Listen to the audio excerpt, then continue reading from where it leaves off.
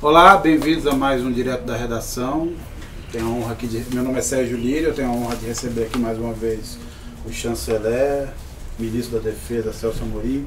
Ministro, muito obrigado por aceitar esse convite aqui de participar É um prazer meu estar aqui na Carta Capital, como sempre.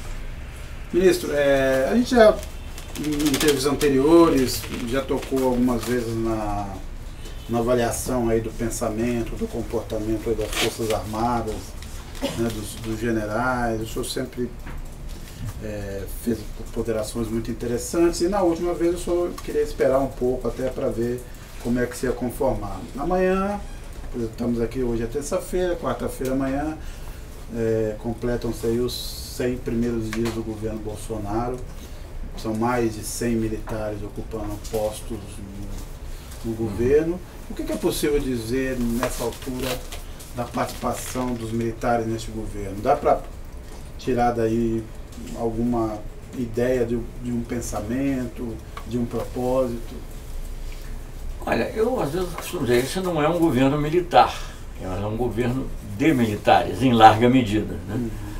Eu acho que as pessoas se juntaram ali ao Bolsonaro, ao presidente eleito, que foi eleito, de uma forma ou de outra, mas enfim, foi eleito, por motivos diversos. Não creio que houvesse, digamos, diferentemente do que havia em 64, do ponto de vista mais amplo, a ideia de que eles iam fazer uma redenção do Brasil. Não acho. Eu acho que sim, os militares tradicionalmente representam um pouco o pensamento da classe média, eles são classe média, na sua maioria, classe média, mas com, digamos assim, um viés de alta, como se diria na economia. Não que eles sejam, eu conheci muitos, todos, os generais que eu conheci, todos viviam muito simplesmente. Eu fui ministro da Defesa, tinha muito bom contato com eles e tudo. Viviam razoavelmente, mas sem luxo. Mas acontece que eles acabam, pela função deles, tendo um convívio muito grande com a elite, né? Quer dizer, você vai ver um militar no interior, é geral de brigada, ele é a autoridade mais importante da cidade. Quer dizer, não há uma reunião do Rotary Club ou dos empresários da cidade que o general não seja convidado. Então isso vai acabando criando laços fortes, além digamos, da situação mesmo deles de serem tipicamente classe média. Então eles têm sempre uma viés mais conservador, não é? E isso influi no governo atual. Mas eu acho que, diferentemente de 64, eles não vieram com uma ideologia pronta, né? Eu acho que a ideologia está num outro lugar. Esses olavistas e, digamos, um pouco no Olavio, que tem essa visão meio, sei lá, assim, apocalíptica, né? Não sei nem definir da realidade, né? De cruzada, né? Enfim, coisa totalmente descabida. Já era descabida, eu acho, nos anos 60, onde tinha Guerra Fria. Hoje em dia, então, não tem cabimento nenhum. Mas tem esse grupo, e você tem, digamos, do ponto de vista econômico, essa ideologia ultra neoliberal do Guedes. Eu acho que os militares, eles aceitam, sobretudo a segunda, mas buscando introduzir elementos de moderação, né? E defendendo os interesses deles. Eu acho que, na realidade, o que eles acham, o que eles pensam, é que eles são bons gestores. Eles passam a vida lá organizando os quartéis, as divisões. Então, eles se sentem capacitados a governar o Brasil também, participar do governo do Brasil. E eu acho que eles estão lá, mas eles não têm necessariamente todos a mesma visão. Agora, chanceler, e já temos visto isso, aliás, sobretudo não tem a visão, pelo menos que corresponde à visão espontânea e à primeira visão do presidente, né? O presidente sempre vai mais no impulso mais olavista, corresponde um pouco à visão que é adotada, creio eu, pelo chanceler e outros, mas os militares acabam empurrando para um recuo. Bem, vamos, o senhor falou aí de 64, quer dizer, naquele momento a Guerra Fria, quer dizer, o perigo visto aqui pelos militares, naquela visão da Guerra Fria era o perigo comunista, a União Soviética. Ele já era imaginário naquela época, mas já era imaginário. Não tanto, talvez, quanto hoje. O que levou, obviamente, àquele movimento que o alguns aí olavistas e tal chamaram de revolução democrática, né? Que essa, na época não eram só os olavistas, era agora, a grande mídia brasileira, toda foi atrás. Nesse momento, Fiesp, todo nesse mundo. momento do revisionismo, né? Não, naquele momento havia, Cuba estava ali, o Che Guevara pregando uma história de ser o novo Simão Bolívar, de refundar. Não, quer dizer, esse perigo em tese não existe agora, mas hoje é uma fantasia absoluta. Naquele momento os militares, apesar disso, tiveram ao longo dos 21 anos de ditadura uma postura razoavelmente independente em relação aos Estados Unidos e a outras coisas, dentro de certas circunstâncias. Agora parece que eles aceitam mais uma coisa entreguista. Nós estamos agora, Alcântara foi acertado, Bolsonaro acaba de dizer novamente que quer gerir a Amazônia em parceria com os Estados Unidos. Todos os outros projetos, o submarino nuclear, tudo está indo para as cucuias, e você não vê uma reação dentro das Forças Armadas a isso. Que por exemplo, a Amazônia sempre me pareceu um ponto essencial da visão militar das Forças Armadas em relação ao papel do Brasil na Amazônia. Nós temos que ver ainda como isso se desdobra. Para ser franco, eu fiquei muito surpreso já com a atitude dos militares, ainda no governo Temer, quando eles aceitaram a participação americana naquela manobra dita humanitária, mas agora com essa questão da Venezuela nós vimos o que significa ação humanitária, né? Óbvio que ela tem, em alguns casos, a razão de ser, mas muitas vezes ela é usada politicamente, como seria o caso na Venezuela. Falhou no 23 de fevereiro, foi um grande fracasso. Mas eu acho que a gente precisa ver ainda que desdobramento essas coisas terão. Eu noto, assim, a preocupação militar. Eles têm uma visão nacionalista, mas eu diria que é uma visão, muitos militares têm, mas é uma visão territorialista, né? Então não tem nada muito ofensivo. Você vê, por exemplo, eles resistiram à ideia de uma base militar norte-americana. O presidente Bolsonaro falou, o chanceler replicou, ainda até ofereceu lá ao Marco Pompeu, que saiu todo contente daqui, achando que ia ter a base, que eu não sei nem se eles iam usar, mas que, enfim, era uma declaração assim de subserviência total de uma base americana aqui, não tem nenhum sentido, de quem que nós vamos nos defender, né? Para que precisamos disso? E os militares não gostaram, e a coisa foi parada. Alcântara, até hoje eu não vi o acordo, eu tenho certeza que o acordo não será bom, mas eu acho que não chega a ser propriamente uma base americana lá. Eu acho que dá uma intromissão americana que é indesejável dentro do território nacional. Mas é preciso que os textos desse acordo sejam divulgados, até porque ele tem que ser aprovado pelo Senado, pelo Congresso Nacional, e ele tem que ser objeto de uma grande discussão nacional, né, todo o projeto espacial. E eu acho também que a visão, digamos, nacionalista, entre aspas, ou sem aspas, dos militares, ela não penetra fundo, né? É uma coisa curiosa, por exemplo, eu volto a dizer, é uma visão territorialista. Então, eles defendem o mar territorial brasileiro. Foi o governo militar que criou a ideia das 200 milhas, que de certa maneira está facilitando facilitou a descoberta do pré-sal, né? Então, por outro lado, eles não, digamos, não associam necessariamente essa visão territorial com a visão econômica. Então, quer dizer, eles querem preservar o pré-sal, ou preservar o território das 200 milhas, e para isso o submarino nuclear é importante. Isso é um outro assunto, vamos discutir, mas digamos, seria muito importante, mas ao mesmo tempo não estão dando muita importância se quem explora o pré-sal, se é a Shell, se é uma companhia norueguesa, aliás, estatal. As pessoas aqui falam muito de privatização, mas lá estatal é do Estado, ou se é a Petrobras. A mesma coisa em relação à Embraer, né? Então é um nacionalismo que é um pouquinho capenga, na minha opinião, com todo o respeito que eu tenho aos militares individualmente. Então é isso, eu vejo, eu acho que eles não estão conduzindo o governo diretamente, eles estão exercendo, de alguma forma, às vezes uma tutela, evitando exageros, por um lado, mas tampouco estão se opondo ou propondo um outro modelo de desenvolvimento que seria mais nacionalista, se nós formos pensar mesmo no governo Geisel, que não era democrático, obviamente, muitas coisas ruins ocorreram, embora já estivesse no caminho da abertura, mas o governo tinha um projeto, né, que tinha inclusive uma visão estratégica das relações internacionais. O Geisel percebeu que era importante ter uma relação com a China, que era importante reconhecer o MPLA em Angola, que era um governo dito marxista. Não era marxismo cultural, não. Era marxista, aliado à União Soviética. Mas ele percebeu que era importante ter uma relação com Angola, não só pelos laços históricos, etc., mas era petróleo também. Naquela época nós não sabíamos quanto petróleo teria. Do outro lado do Atlântico Sul.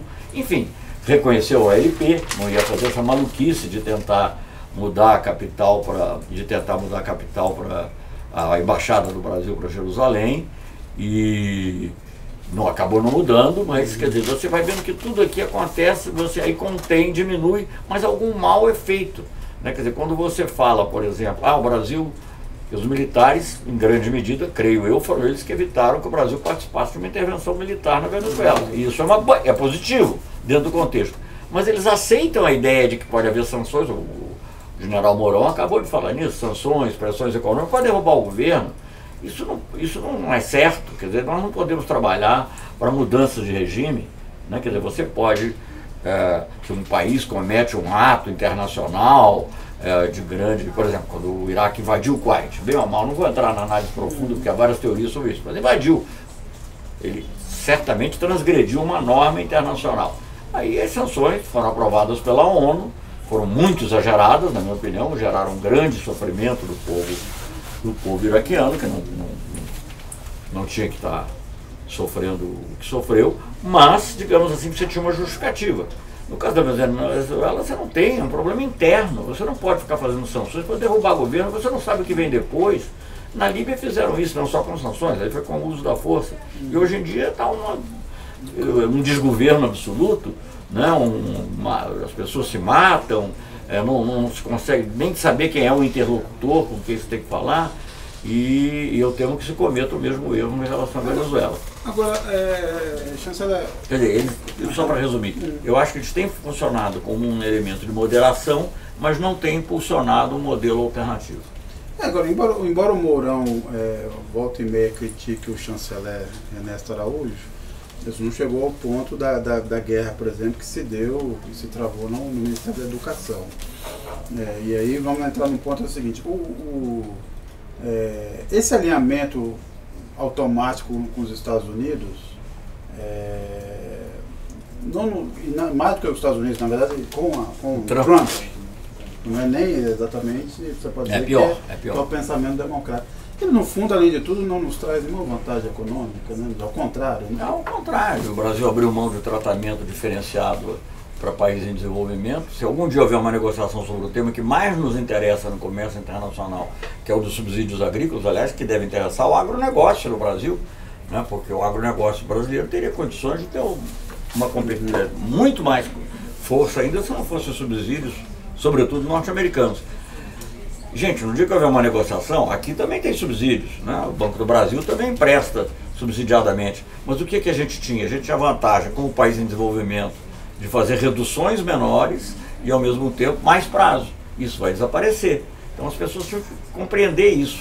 E não se compreendem, porque as coisas são entregues assim, na base da emoção. O negócio da base foi dito assim também. Eu quis fazer um gesto de amor ao Trump, né, que não tem muito cabimento. A mesma coisa quase foi dita em relação à Venezuela, lá durante a visita ao Brasil, praticamente ficou um pouquinho ambíguo, mas estava apoiando a ação militar, né? Depois das declarações, não, queremos fazer mudanças e contamos com o apoio militar, o apoio bélico, não lembro que expressão exatamente foi usada, da Venezuela. Depois eu acho que as coisas são discutidas, há um recuo, por exemplo, o comunicado conjunto com o Chile, que é um país de direita, né, de centro-direita, foi muito mais contido, inclusive se fala na condenação enérgica à intervenção militar. Então a gente não sabe bem onde é que está. Vou aproveitar aqui para fazer uma pergunta do... Aliás, eles também não sabem bem onde é que estão. Então eu acho que as coisas... Você vê, por exemplo, tem esses núcleos ideológicos, núcleo militar, e você vê as acusações do Olavo ao general Santos Cruz, que ela reagiu muito bem, eu acho, o general Santos Cruz, com tranquilidade.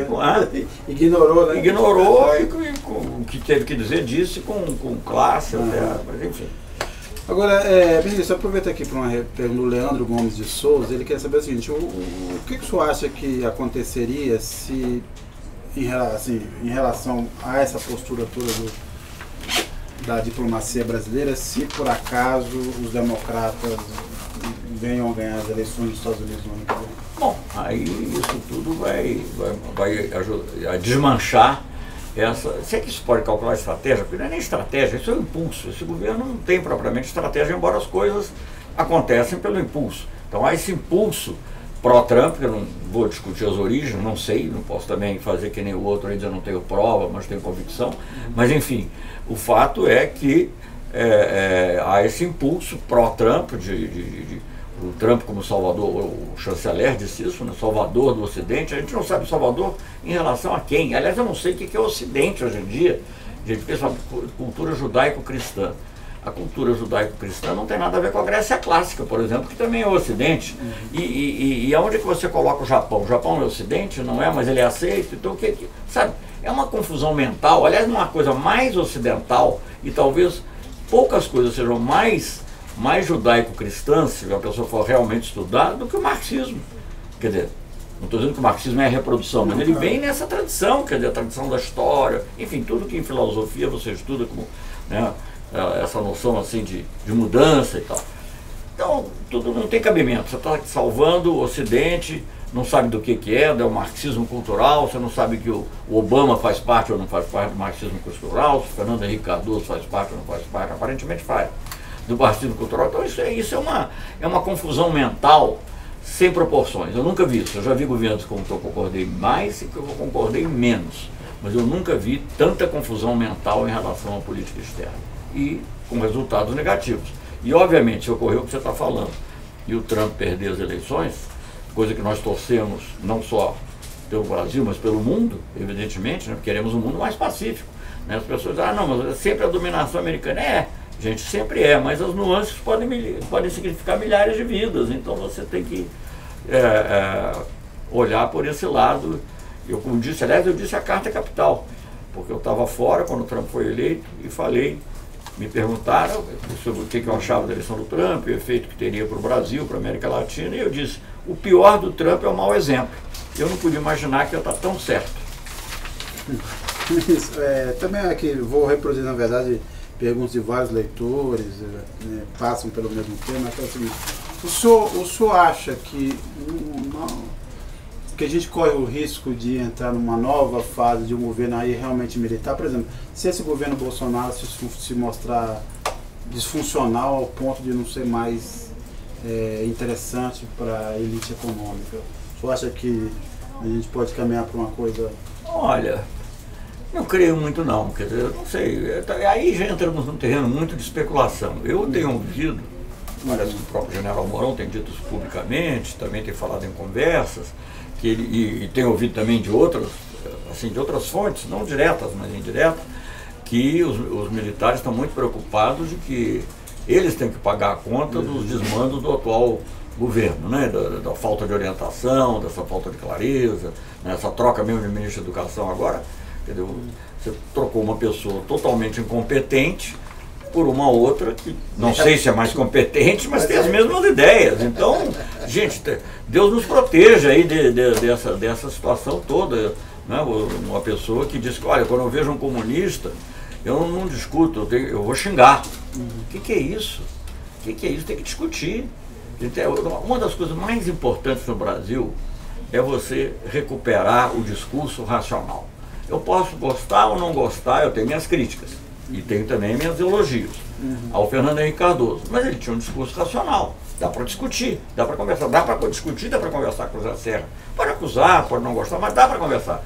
Com essas pessoas não dá para conversar, porque nem eles querem. Se o próprio cara diz, quando eu vejo um comunista e socialista, porque tudo é igual, tem que xingar, eles têm que mandar um meme inventando alguma coisa. Entende? Então, gente, isso é um retrocesso, né? Uma fase, não sei nem o que dizer, porque certamente quando se trata do chanceler, ele procura dar digamos, sei lá, uma visão que é pseudo-filosófica, mas no povo isso vira, digamos assim, uma coisa pré-Revolução Francesa, não sei o que é. Ministro, o Jorge Croce, que é nosso leitor também, ele quer saber o seguinte: o que o senhor acha o que vai ficar, né, vamos dizer assim, chamar assim, na alma do Exército, ou na mentalidade do Exército, se ele continuar sendo usado para operações de segurança no Brasil? E ele cita o caso que aconteceu ontem, que é ontem dos 85. Mas isso é uma coisa lamentável, né? O que aconteceu ontem é reflexo de um clima de que atirar para matar é livre. Agora o Exército aparentemente prendeu lá os 10, pelo que eu li nos jornais hoje, não sei, envolvidos. No primeiro momento tentou dizer que não, que eram bandidos mesmo, etc. Eu acho que já mudou a versão. Mas isso é, digamos, esse culto da violência, né? No faroeste americano eles dizem: quando tiver uma pessoa, você enforca primeiro, depois dá um julgamento justo. Então é o que está se fazendo: você primeiro mata, depois vai ver se tinha razão ou não. É lamentável isso, e é lamentável que o Exército seja envolvido nisso. Mas eu vou dizer o seguinte: eu até faço um pouco de autocrítica, porque fui parte do governo, não posso dizer que eu tomava as decisões todas, mas eu acho que nós facilitamos um pouco, banalizamos um pouco a participação do Exército em operações internas. É claro que não ao extremo que se chegou no governo Temer de fazer intervenção no Rio de Janeiro. Mas, de qualquer maneira, eu acho o seguinte: a vocação do Exército e das Forças Armadas em geral é a defesa do país contra eventuais ameaças externas. E elas existem, porque o Brasil, existe em potencial, pelo menos, que o Brasil é um país rico, rico em biodiversidade, rico em energia, petróleo, rico em água, né? E esses recursos todos poderão ser tecnologia também, que nossa aviação, nossa Embraer, e esses recursos todos podem ser objeto, sim, de disputa internacional, a Amazônia, e de disputa internacional. Ou às vezes até o território, né? Quer dizer, o Getúlio foi muito hábil em sobre negociar, mas todos nós sabemos que havia planos norte-americanos para tomar o Nordeste brasileiro, porque era uma ponte indispensável para a logística da presença norte-americana no norte da África e depois na Itália. Então, sabemos que existe isso. Nós tem que ter capacidade de dissuasória, e aí entra o submarino propulsão nuclear, entram os caças, entra a capacidade cibernética e tal, que não se está desenvolvendo da maneira que devia, para defender a nação. E esse é o papel dos militares. Não é cuidar nem de crime organizado, muito menos de movimentos sociais, e isso aí é colocar o Exército, que ainda continua a ser o Exército, as Forças Armadas em geral, mas o Exército, como ele é territorial, ele aparece mais.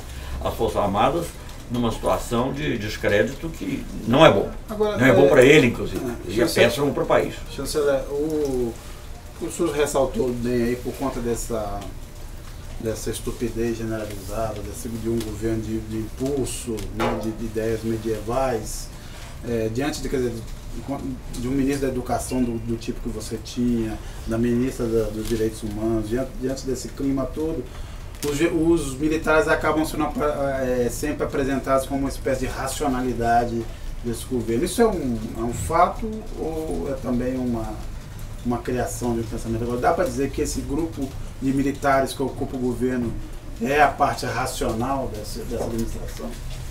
Racional, eu não sei, também não vou dizer que não é racional, mas eu acho que racional é um termo, talvez, eu diria o seguinte: eles são uma parte de mais bom senso, né? Eles, provavelmente, como eu disse, eu acho que provavelmente eles apoiam um modelo neoliberal com o qual eu não estou de acordo, então vamos deixar isso claro, né? Certamente as declarações inclusive do vice-presidente em apoio às ideias do Guedes vão nesse sentido, mas eles, quando chega uma coisa mais extremada,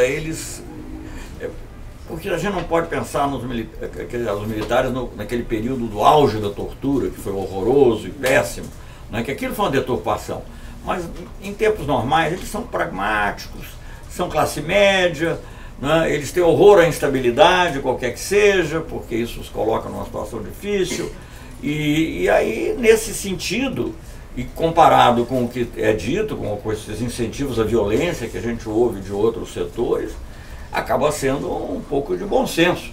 Agora, isso faz dizer que eu quero ser governado pelo general Mourão? Não. Agora, ele é uma voz de bom senso para o diálogo e para um eventual acordo nacional? Pode ser, isso é diferente. E aí eu acho, quer dizer, para o Brasil poder voltar a ser um país minimamente compatível com a Constituição dele próprio, né, o Brasil real corresponder à Constituição, você tem várias coisas que tem que acontecer, mas tem uma que é fundamental, que é a libertação do presidente Lula, né? Que enquanto você tiver o maior líder brasileiro preso injustamente, você não pode falar em democracia. Digamos, e para discutir os problemas brasileiros, existe uma crise do Estado? Não sei se existe. Mas existe uma crise financeira? Talvez exista. Em função de vários fatores nacionais, internacionais, etc. Quem pode ajudar a negociar isso? Quem pode ajudar a conversar sobre isso de uma maneira racional? Aí sim. Porque a racionalidade presume diálogo. Você não pode ser racional sozinho, não existe isso. A racionalidade é uma coisa coletiva na área política e social, né? Você está pensando sozinho na sua metafísica é diferente, mas na área social ela presume o diálogo. E eu acho que o presidente Lula é absolutamente indispensável. Eu não vejo um diálogo nacional sem o Lula na mesa. Então, eu aproveito... E o Mourão pode entrar também nessa mesa. Eu aproveito para fazer uma pergunta a Maria Estela Bettini. Se o senhor acha que uma pressão internacional, a esta altura do campeonato, teria algum efeito no caso Lula? Ou seja, se uma maior pressão internacional levaria à libertação do Lula, ou se é mais uma organização interna, uma luta interna? Olha, eu acho que a derrubada do Lula foi, usando no sentido oposto ao que deram no filme, um verdadeiro mecanismo, um maquinismo desenvolvido desde o início para chegar lá, e não havia força no mundo que mexesse nisso, né? O próprio julgamento, com respeito que eu possa ter a ele como jurista e pelo passado dele, mas do ministro Barroso, eu não sou jurista, mas eu convivi com direito e direito internacional durante 50 anos da minha carreira, né? Esse discurso só é compreensível dentro de um quadro de pressão cujo objetivo final era prender o Lula. Você não fala nem do Moro, né? Isso é no nível mais baixo, mas no nível mais alto. A atitude de outros ministros também, de tribunais superiores. Então, quando você vê isso, você vê que é muito difícil imaginar, mas a pressão internacional. Agora, por outro lado, a elite brasileira, que gosta de viajar, né, a grande parte dela gosta de ir para Miami, aí não adianta, lá não vão ouvir nada, nem talvez um deputado e tal. Mas essa que gosta de ir também para Paris, ou mesmo Nova York, ela não gosta de chegar lá e dizer, vem cá, por que vocês prenderam o Lula? O Lula é uma Mandela de vocês, o Lula é a pessoa que lutou pelos pobres, e as acusações são inconsistentes, né? Porque todo mundo vê, todos os juristas importantes do mundo. Então eu acho que essas pessoas, né, que têm um diálogo, digamos, num nível talvez intelectual mais sofisticado, elas se sentem incomodadas. Agora, se isso vai ser suficiente ou não sei. Eu acho que vai ser uma combinação de coisas, né? Eu acho que a defesa na área judiciária é obviamente fundamental, inclusive na área internacional do Comitê das Nações Unidas de Direitos Humanos, que é muito importante, que ao contrário do que foi dito, aliás, pelo próprio ministro Barroso, não é um órgão administrativo, ele é um órgão de tratado, né? Quem sabe direito internacional sabe que o órgão de tratado é uma coisa muito importante, porque é quem faz com que seja cumprido aquele tratado, né? E ele é um órgão de tratado do Pacto de Direitos Civis e Políticos, mas que o Brasil assinou o protocolo adicional, etc. Então, eu acho que isso tem, assim, algum efeito, mas é preciso também que haja um movimento no Brasil, é preciso que... Eu acho que, digamos assim, os próprios erros e as dificuldades que já se percebem, por exemplo, nas relações com o Congresso, em fazer uma maioria estável, vão demonstrar que você precisa ter uma outra política, né? E essa outra política não será possível sem a presença do presidente Lula. Por que eu estou dizendo isso? Porque Lula, sendo um prisioneiro político, a saída dele também passará pela política, né? Ela obviamente tem um lado jurídico, judicial indispensável, né? Porque também tem que passar por ali, mas se não houver essa compreensão política, eu acho que haverá pressões, há rumores, eu não sei, não posso dizer, são rumores de que agora o adiamento do julgamento das ADCs, né, foi provocado por pressões militares. Seria lamentável se isso for verdade, porque isso é uma tutela não sobre o governo. Uma coisa é tutelar o presidente lá para não fazer bobagem, não dizer coisa. Outra coisa é você tutelar o Estado. Os militares não é da competência deles tutelar o Estado. Eles são importantíssimos, naturalmente, podem até ser importantes na manutenção da ordem, porque a Constituição abre essa porta, mas ao abrir essa porta, primeiro a missão, a defesa da pátria, mas a ordem interna, mas sempre a pedido dos poderes constituídos. Ministro, a gente está caminhando para o final, eu faço aqui uma última pergunta. Quer dizer, o senhor passou 8 anos como ministro das Relações Exteriores do Lula e o Brasil viveu um momento de proeminência no cenário geopolítico como nunca antes, ou raramente aconteceu dessa maneira. E o que a gente viu foi da prisão do Lula, do impeachment da Dilma, do governo Temer, desse início do governo Bolsonaro, tudo isso foi jogado pela janela. A única pessoa que elogiou o governo brasileiro é o Steve Bannon. E o Trump, assim, com condescendência. Como é que o senhor avalia o tamanho desse estrago? Eu pergunto o seguinte, quanto tempo a gente vai conseguir precisar levar para recuperar pelo menos algum respeito internacional depois disso tudo? Gente, vamos dizer o seguinte, depende um pouco de como as coisas se desdobrarem. Nós aqui falamos muito do general Mourão e de algumas atitudes que não são só dele, eu acho que o general Santos Cruz também compartilha, porque tem 2 generais ministros, tem 3 na realidade com o Heleno, mas o general Heleno eu acho que não sei, então não posso julgar cada um, mas 2 que eu conheci melhor, que foram o Santos Cruz e o Floriano Peixoto, eles foram convocados pela ONU depois para outras missões fora do Haiti. Quer dizer, foram pessoas que ganharam respeitabilidade internacional. Eles não podem concordar de jeito nenhum com essa ideologia que condena o globalismo. Eles foram instrumentos do globalismo. Se você acreditar que existe o globalismo, eles foram instrumentos do globalismo, da norma internacional, até com o uso da força. No caso do general Santos Cruz, ele foi o comandante, um excelente comandante, eu era ministro da Defesa na época que ele foi nomeado, no Congo, uma grande força. E o general Floriano Peixoto foi chamado para ser uma espécie de ombudsman lá das missões de paz. Então são pessoas que gozaram de prestígio dentro daquele quadro. Eu não posso crer que eles concordem com essa visão louca de que o globalismo é produto do marxismo cultural e que eles confundem inclusive o sentido de soberania e de nacionalismo com desrespeito à norma, com respeito à norma internacional. O nacionalismo tem que ser na hora da Embraer, na hora da Alcântara, na hora do pré-sal. Aí é que é o nacionalismo, a Amazônia, aí é que é o nacionalismo. Não é dizer se você vai absurdamente o Brasil não ficar de fora do pacto de imigração, que é uma coisa importante para o mundo inteiro, só para imitar os Estados Unidos, porque não tem nenhuma razão, nem sequer demagogicamente, porque no caso do Trump, eu não concordo, mas eu compreendo, digamos assim. Demagogicamente tem uma opinião. No Brasil, primeiro, não é um problema, não vejo ninguém falando de problema de imigração, não é um problema. Segundo, você tem muito mais brasileiro fora do que refugiado estrangeiro aqui, então você tinha até o contrário, né? Mas é uma visão subserviente que se expressa na eliminação dos vistos para norte-americanos sem contrapartida alguma, nessas outras decisões todas que nós já comentamos. Eu acho que, digamos, é possível que haja se houver uma certa moderação, pode ser que a gente possa reconstruir. Nós vamos ter um teste importante, como é que o Brasil vai se comportar com os BRICS? E como os outros países dos BRICS vão nos ver, porque também tem isso, não é só... Eu acho que um governo que adota uma linha... Toda a ideia dos BRICS, entre muitas outras coisas e aspectos econômicos, era um pouco buscar um equilíbrio nas relações internacionais, para você poder lidar com vários. Ninguém quer a dominação da China, nem da Rússia, nem de ninguém. Mas também não quero dos Estados Unidos. Então a gente precisa ter um mundo em que as coisas se... Então os BRICS chamam esse quadro.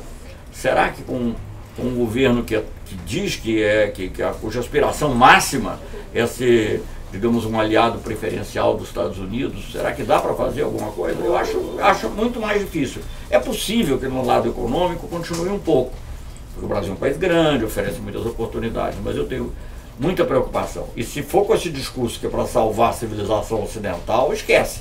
Porque lá de civilização ocidental... No Brasil, gente, você pode... Vem cá, Eu conheço a cultura baiana, conheço a cultura iorubá, a influência da cultura iorubá, conheço, não sou um grande conhecedor, não sou antropólogo, mas vejo isso. Isso é cultura ocidental?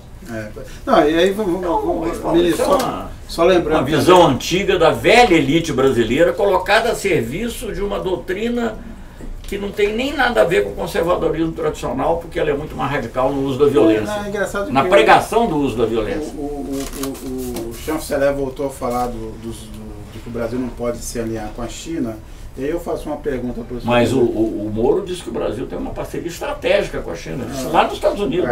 Mas o Renato Araújo voltou a falar hoje, na visita à Argentina, Ernesto Araújo, que não temos que tomar cuidado com a China. E aí, no início, ele tinha pregado a ideia do eixo cristão contra a China, né? O eixo cristão foi quebrado, e aí a pergunta que eu faço é a seguinte: os Estados Unidos, ao contrário, está prestes a fazer um acordo comercial gigantesco com a China na área de agricultura agrícola. O quanto esse acordo, os Estados Unidos, se a China se comprometer a comprar 30 bilhões de dólares por ano de produtos agrícolas dos Estados Unidos, quanto vai se nos afetar? Bom, eu não sei, eu não teria como dimensionar isso exatamente, mas é evidente que o Brasil, como parceiro dos BRICS, um parceiro leal dos BRICS, tem uma preferência natural na hora dessas coisas serem decididas. Agora, por que razão a China vai deixar de fazer uma concessão aos Estados Unidos, que tem para ela um troco, porque eles não fazem nada sem troco, né? Que tem para ela um troco importante, sei lá, em relação a RAL e alta tecnologia, investimento, sei lá o quê. Se o país que estava se beneficiando dessas cotas diz que não, que a China é parte do demônio, faz parte da conspiração, porque varia, né? Às vezes é marxismo cultural, também tem maoísmo capitalista, tem tudo. É uma salada fora do comum. Obrigado por quem nos acompanhou aqui. A gente estava aqui com o ex-ministro das Relações Exteriores do governo Lula, ex-ministro da Defesa da Dilma, Celso Amorim. Eu fui também do ministro do governo Itamar. Ministro do governo Itamar, não vamos esquecer. Um grande orgulho também. Então não vamos esquecer esse momento. Ministro, muito obrigado por mais essa entrevista. Agradeço também quem nos acompanhou até aqui e até a próxima. Obrigado.